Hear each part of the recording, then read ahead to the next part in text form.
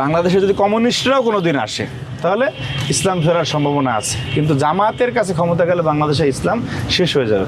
শুধুমাত্র ক্ষমতায় যাওয়ার রাজনীতিতে আজকে দেখেন যে তারা একই সুরে কথা বলতেছে। চরমনের পীরকে বলতে হবে যে জামাতকে নিয়ে আমি যেটা আগে বলেছি সেটা ভুল, আর নইলে আমার এখন এদের সাথে থাকা ভুল। যদি হিন্দু বৌদ্ধ খ্রিস্টান ঐক্য পরিষদ ওনারা আলাদা ক্যান্ডিডেট দেয়, ওনারা তো 20-25টা সিট পাবে।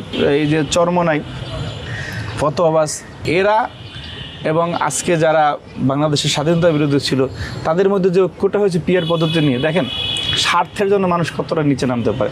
আমরা চরমনের কাছ থেকে এমন বয়ানও শুনতাম, চরমনের পীর বলতো যে এই বাংলাদেশে যদি কমিউনিস্টরাও কোনো দিন আসে তাহলে ইসলাম ফেরার সম্ভাবনা আছে, কিন্তু জামায়াতের কাছে ক্ষমতা গেলে বাংলাদেশে ইসলাম শেষ হয়ে যাবে। তো হুজুর সাহেব আপনি তো এই বক্তব্য দিয়েছিলেন, এবং এরা বলেছে চরমনের সম্বন্ধে যে তারা ধর্ম ব্যবসায়ী, তাদের দাদা হুজুর নাকি কিয়ামতের মাঠে জাহাজ নিয়ে আসবে, সেটা তারা বিরোধিতা করতো।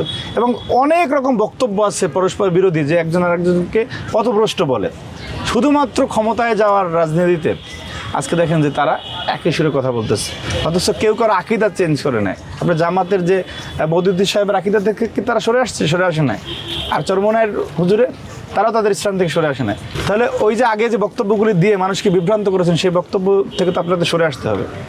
চরমনের পীরকে বলতে হবে যে জামাতকে নিয়ে আমি যেটা আগে বলেছি সেটা ভুল, আর নইলে আমার এখন এদের সাথে থাকা ভুল।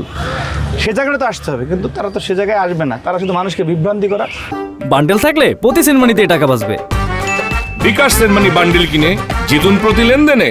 সেই পিয়ার পদ্ধতির যদি আপনার মানে যেটা ওনারা বলেন, জাকের পার্টির তো দেশে অনেক মুরিদ আছে, এই চরমনের চেয়ে কম মুরিদ জাকের পার্টি নেই। তরিকত ফেডারেশনের আছে, ওই কুতুববাগেরও আছে, আপনার পথভ্রষ্ট দেওয়ানবাগেরও আছে। তো তারাও তো 2-3টা সংসদ পাবে। তো বাংলাদেশে কি আর কিছু থাকবে? বাংলাদেশের যে এই দেশের বলতে কিছু থাকবে না। যদি হিন্দু বৌদ্ধ খ্রিস্টান ঐক্য পরিষদ ওনারা আলাদা ক্যান্ডিডেট দেয়, ওনারা তো 20-25টা সিট পাবে। তো দেশটা চালাবে কেমনি? দেশ তো নিঃসন্দেহে মানে নিয়ন্ত্রণহীন অবস্থায় চলে যাবে, এখানে কারো প্রতি কারো নিয়ন্ত্রণ থাকবে না। তো এইটা তো একটা বিভাজনের রাজনীতি। সুতরাং পিয়ার পদ্ধতিটা বাংলাদেশের প্রেক্ষাপটে কোনোভাবেই গ্রহণযোগ্য না। এইটা যারা দিচ্ছে তারা ইন্টেনশনালি নির্বাচনকে বিলম্বিত করা একটা অপকৌশলের অংশ হিসেবে বক্তব্য দিচ্ছে বলে আমার কাছে স্পষ্ট মনে হচ্ছে।